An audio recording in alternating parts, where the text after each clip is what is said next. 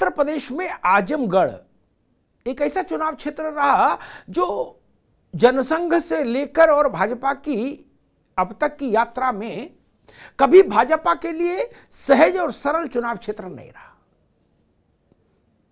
वहां हमेशा तीसरी धारा के दलों का वर्चस्व रहा अधिकांशतः।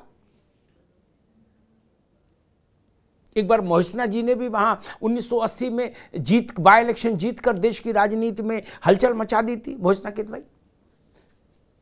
वो आजमगढ़ मुलायम सिंह यादव का गढ़ रहा, अखिलेश यादव का गढ़ रहा।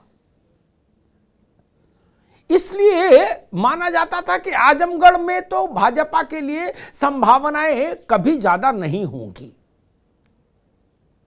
2019 के चुनाव में भोजपुरी सिनेमा के बड़े चेहरे दिनेश लाल यादव निरहुआ भाजपा के उम्मीदवार होकर वहां गए। समाजवादी पार्टी और बसपा का अलायंस था, अखिलेश यादव खुद उम्मीदवार थे, फलतः निरहुआ पराजित हुए। लेकिन अखिलेश जी ने अपने कार्यकाल के लगभग मध्य से थोड़े अधिक समय जैसे ही बीता, उन्होंने इस्तीफा दे दिया, विधानसभा में रहने का फैसला किया। निरहुआ फिर वहां उम्मीदवार हुए और इस बार उनका मुकाबला फिर यादव परिवार से ही हुआ। धर्मेंद्र यादव बदायूं से सांसद रहे कई बार। धर्मेंद्र यादव का मतलब भी मुलायम सिंह यादव का परिवार ही है। बड़ी लड़ाई थी, विकट लड़ाई थी और सब लोग कोई बहुत दावे से ये कहने की स्थिति में नहीं था कि क्या दिनेश लाल यादव यहां से जीतकर दिल्ली जाएंगे। भाजपा के लोगों के मन में भी शायद कुछ धुकुर पुकुर रही होगी, लेकिन निरहुआ ने चमत्कार करके दिखाया। आजमगढ़ में समाजवादी पार्टी का हारना एक बड़ी घटना है और उसी घटना पर बात करने के लिए हमारे साथ खुद हैं दिनेश लाल यादव निरहुआ। निरहुआ जी, बहुत बहुत स्वागत है आपका। बहुत बहुत धन्यवाद सर। कैसी रही लड़ाई? बहुत कांटे की लड़ाई थी जी, और सभी लोगों ने अपना काम किया। गुड्डू जमाली जी भी बहुत अच्छा लड़े, धर्मेंद्र भैया भी बहुत अच्छा लड़े और भारतीय जनता पार्टी भी बहुत अच्छा लड़ी जी। अब उसमें हम लोगों को इसलिए लोगों ने मौका दिया क्योंकि पिछली बार मौका मिला था अखिलेश भैया को जी, और वो छोड़ के चले गए। तो जनता ने फैसला लिया कि एक मौका इनको भी दे के देखते हैं। ये कह रहे हैं कि हम 1.5 साल में ही कर देंगे, तो ये मेरे पार्टी की भी परीक्षा थी और मेरी भी परीक्षा थी जी। तो मुझे लगता है कि हम लोग इस पे खरे उतरेंगे। जिस दिन इसका परिणाम आया आपके चुनाव का, तो विकट चुनाव था, तो परिणाम पर भी देश भर की निगाहें थी। तो धर्मेंद्र यादव ने उस पर प्रतिक्रिया देते हुए एक टिप्पणी ये भी की कि भाजपा और बसपा के ज्वाइंट कैंडिडेट को बधाई। मैंने उनको कनेक्ट किया था जी कि भैया आप गलत बोल रहे हैं जी। गठबंधन थे, इस बार तो सब लोग अलग अलग थे जी। अगर 19 में भी अलग अलग होते तो आप लोग 19 में ही हार गए होते, पर गठबंधन था इसलिए बच गए थे जी। तो इस बार ऐसा नहीं था, सब लोग अपनी अपनी लड़ाई लड़े थे जी। अच्छा, क्या लगता है आपको कि गुड्डू जमाली की भूमिका ने आपके जीत की प्रस्तावना लिखी? मुझे लगता है कि अगर गुड्डू जमाली जी बसपा से लड़े और उन्होंने मुस्लिम वोट और बसपा का जो कोर वोट है उसको उन्होंने अगर लिया तो मुसलमानों का वोट हमको भी मिला, जी, दलितों का वोट हमको भी मिला, यादवों का वोट हमको भी मिला। तो ये अब बहानेबाजी है उनकी। जी, ऐसा नहीं है, आप अगर देखेंगे तो हर वर्ग का वोट मिला है भारतीय जनता पार्टी को। जी। अच्छा, जीत के बाद निरहुआ ऐसा लग रहा है कि मतलब इस बात का एहसास है कि जिम्मेदारी बड़ी है और इम्तिहान करीब है। अब ये आपका भाग्य कहिए, संयोग कहिए कि आपको 2 साल के भीतर 2 इम्तिहान देने पड़े। एक दे के आ रहे हैं, एक और देना होगा अभी 1.25-2 साल बाद। उसकी तैयारी चालू कर दिया है जी। और हम लोग आजमगढ़ में ही हैं जी। और आजमगढ़ में काम करना शुरू कर दिए हैं। और अगली लड़ाई हमारी इसलिए आसान होगी कि ये लोग बार बार जीत के जो आजमगढ़ में नहीं कर पाए वो हम लोग 1.5 साल में करेंगे सर। जी, क्योंकि आपके पास कोई एक्सक्यूज नहीं होगा। नहीं, दिल्ली में आपकी हुकूमत, लखनऊ में आपकी हुकूमत, फिर कोई एक्सक्यूज नहीं होगा आजमगढ़ के लोगों के बताने के लिए। तो कोई एक्सक्यूज देना भी नहीं चाहते। जी। हमने तो जनता से यहां तक वादा किया है जी। कि अगर हम आजमगढ़ में 1.5 साल में काम नहीं कर पाए जी। तो हम खुद ही यहां लड़ने नहीं आएंगे। आप लोगों को चिंता करने की जरूरत नहीं है। अजय,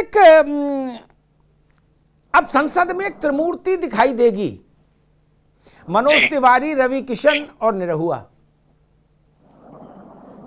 एकदम समा बंध जाएगा, नहीं? बंधना ही चाहिए सर। जय भोजपुरी। जय भोजपुरी। और भोजपुरी समाज का आशीर्वाद प्यार था जी। उन्होंने आशीर्वाद प्यार दिया तो भोजपुरी सिनेमा का भी डंका हम लोगों ने बजाया।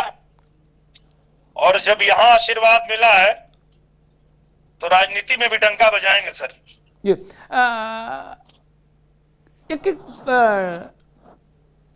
जो सिनेमा से लोग आते हैं निरहुआ जी, वो पॉपुलर तो बहुत जल्दी होते हैं, क्योंकि उनको घर घर में लोग पहले से पहचानते होते। राजनीति में उनको संघर्ष नहीं करना पहचान के लिए, लोग उनको जानते हैं, उनको देखना चाहते हैं, उनके साथ फोटो खिंचाना चाहते हैं, वो लाभ तो मिलता है, लेकिन उनमें लंबे समय तक टिकने की क्षमता बहुत कम देखी जाती है।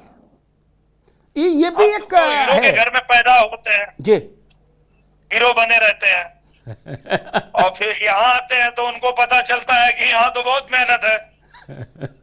पर हमारे साथ ये है कि हम पैदा हुए जी, यहाँ किसानी किए, खेती किए, गाय चराए हैं जी, और गांव में जो जो दिक्कतें किसान को होती है वो सब हम झेल के गए हैं जी। हम गरीबी देख के गए। हमको पता है कि किसान को जब खेत में बिया डालने के लिए जी 500 रुपए उधार पड़ता है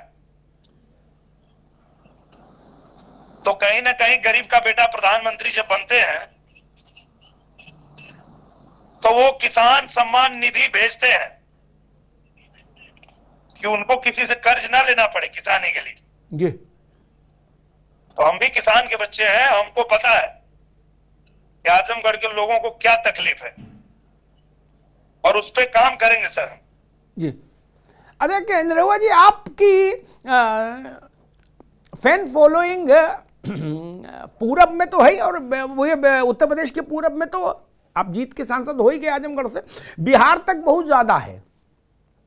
तो वो जो लाखों लोग हैं जो आपके सिनेमाई व्यक्तित्व से वो रहते हैं चमत्कृत, उनके लिए कुछ सुना दीजिए अच्छा सा। बहुत अच्छा अवसर है, इतनी बड़ी उपलब्धि आपको मिली है जीवन में भगवान की कृपा से, जनता के आशीर्वाद से। मैं आपको बहुत देखता हूं जी, तो आपके लिए भी मैं सुना सकता हूं जी। स्वागत। मुझे आपका वो इंटरव्यू इतना अच्छा लगता है कि नेता वही है जो चुनाव जिताए, जी, बाकी लोग नेता नहीं है। जी। तो वो मैंने देखा और मुझे बहुत अच्छा लगता है। जी तो जी जी जीपी ने जीत लिया है उपचुनाव का रण भैया, बीजेपी ने जीत लिया है सपा का सारा गढ़ भैया, बन के निरहुआ लड़ भी रहा था पूरा आजमगढ़ भैया, बन के निरहुआ लड़ भी रहा था। जी सर। इतने से मन नहीं भरेगा भाई आपके चाहने वालों का? हाँ, को जोरदार सुना दीजिए, यहां से लेके बिहार तक आवाज जानी चाहिए।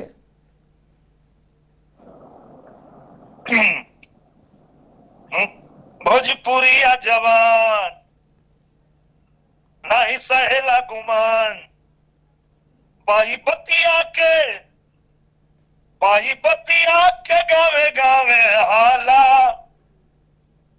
निरहुआ रिक्शावा जी निरहुआ रिक्शा वाला।